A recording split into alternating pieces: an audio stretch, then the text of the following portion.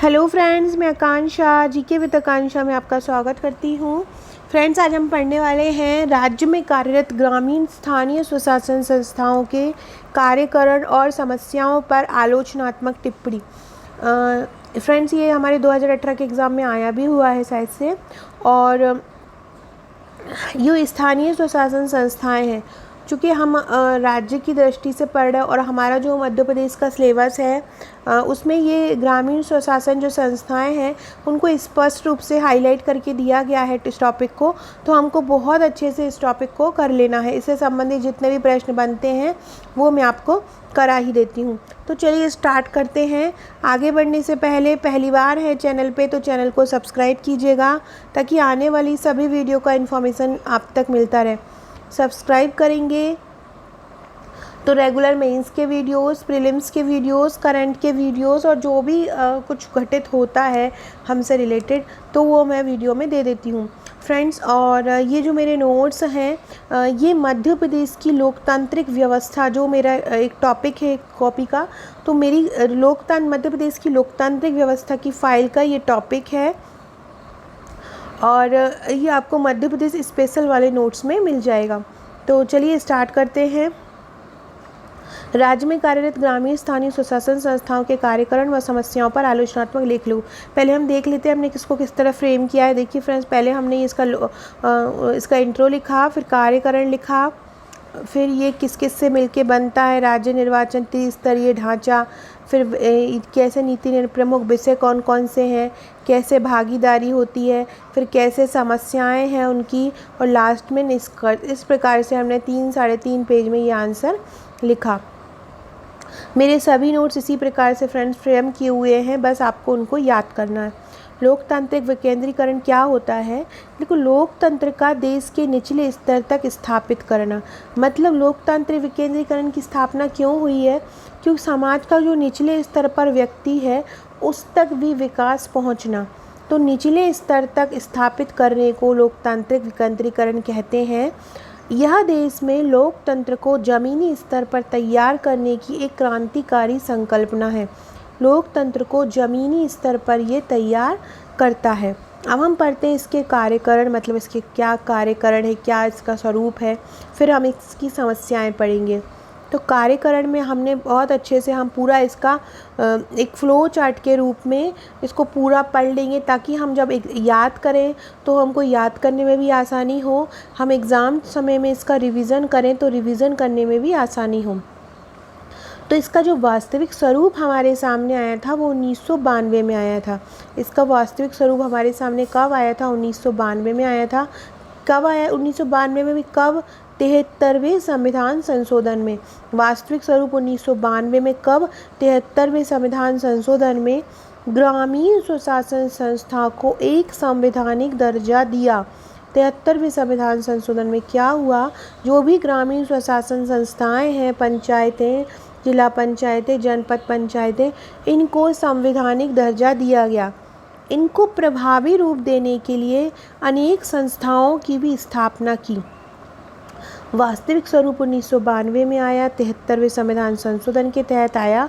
ग्रामीण स्वशासन संस्था को संवैधानिक दर्जा दिया और इनको प्रभावी रूप देने के लिए अनेक संस्थाओं की भी स्थापना की।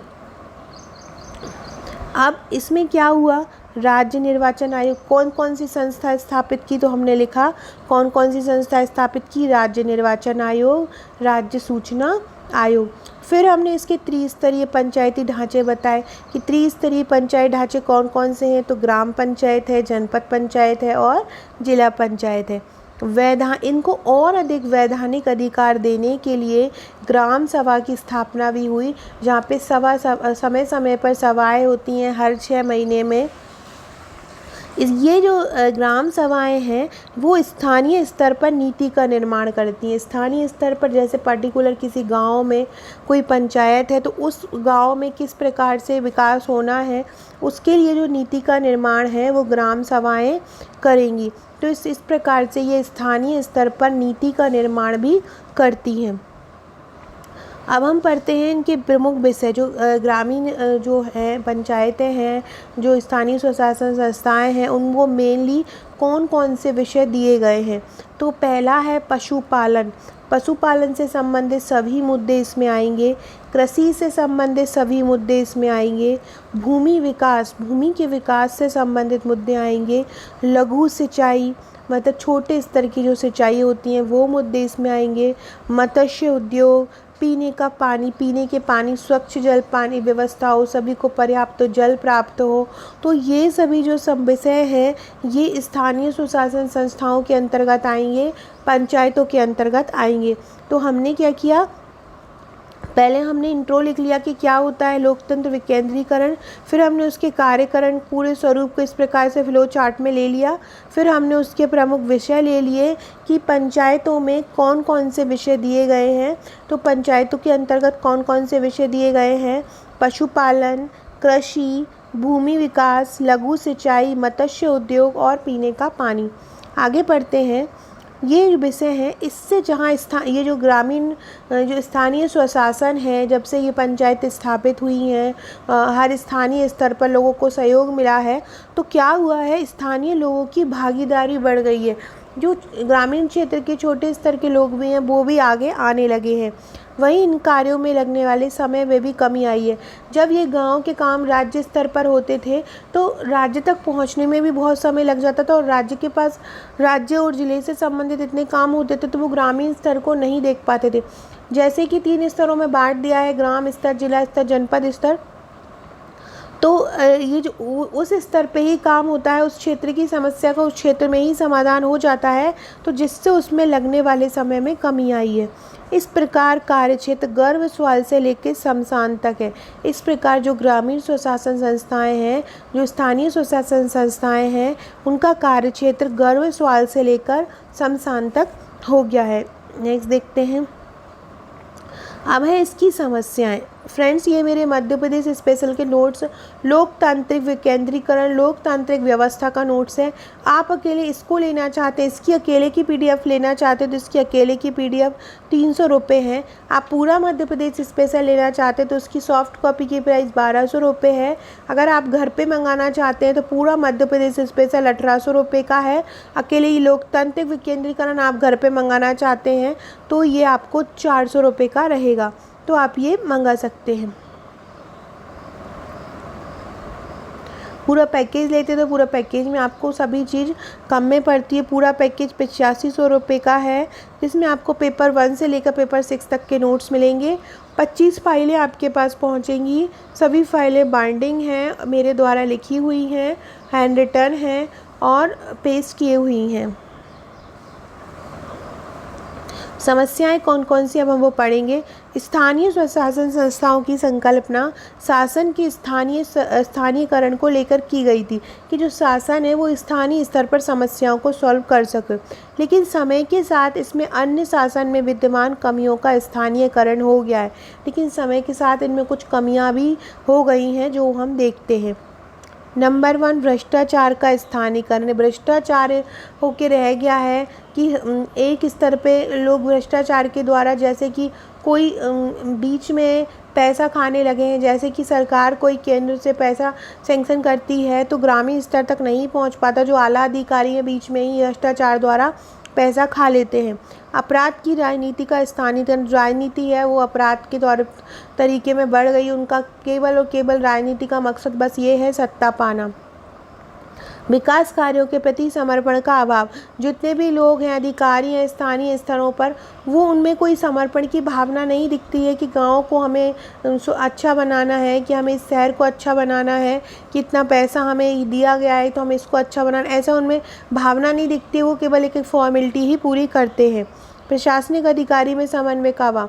जो ग्रामीण जनता होती है और जो अधिकारी रहते हैं उनमें आपस में समन्वय नहीं होता है। वो इतना ज़्यादा एक दूसरे से कम्युनिकेट नहीं कर पाते हैं, तो अर्थात जिसके कारण उनमें बातचीत नहीं हो पाती है और समन्वय का अभाव होता है।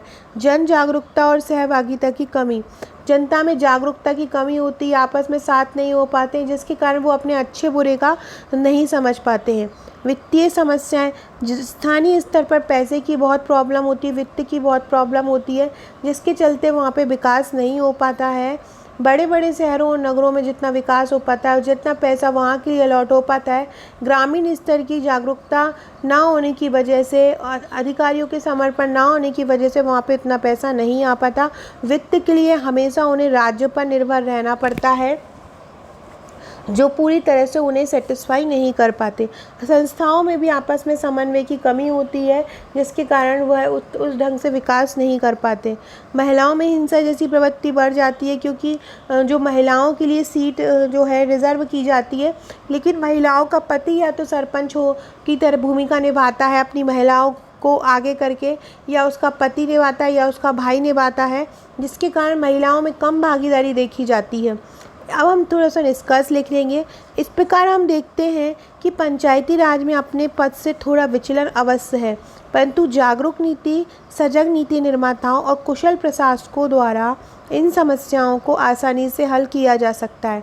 तभी हम गांधी जी के सपनों का भारत जो गाँव में बसता है उसका स्वप्न पूरा कर सकेंगे। क्या लिखा हमने निष्कर्ष में? इस प्रकार हम देखते हैं कि पंचायती राज में अपने पद से थोड़ा विचलन अवश्य है, परंतु जागरूक नीति, सजग नीति निर्माताओं, कुशल प्रशासकों द्वारा इन समस्याओं को हल कर सकते हैं। तभी गांधी जी के सपनों का भारत जो गांव में बसता है उसका स्वप्न पूरा होगा। सो फ्रेंड्स, ये थे हमारा आज का क्वेश्चन। ये ऐसा प्रश्न है जो मोस्टली एग्ज़ाम में पूछा जाता है और आने वाले एग्ज़ाम में इसकी पूछे जाने की बहुत ज़्यादा संभावना है, तो आप इसको याद कर लीजिएगा। और ये मेरे नोट्स में लोकतंत्र, मध्य प्रदेश लोकतांत्रिक में मिल जाएगा। इसके बाद है ना, ये मेरे पूरे नोट्स का पैकेज है 8500 रुपये का। इसमें आपको 21 पेड व्हाट्सएप ग्रुप मिलेंगे, जहाँ पे आपको रिवीजन आंसर्स दिए जाएंगे। और इसके बाद आपको निःशुल्क टेस्ट सीरीज़ मिलेगी। जिन्होंने मेरे नोट्स लिए उनके लिए ये टेस्ट सीरीज़ बिल्कुल मुफ्त रहेगी। इसमें आपका MP स्पेशल भी इंक्लूड रहेगा। अगर आप पेपर वाइज लेना चाहते हो तो पेपर वाइज भी आपको नोट्स मिल जाएंगे।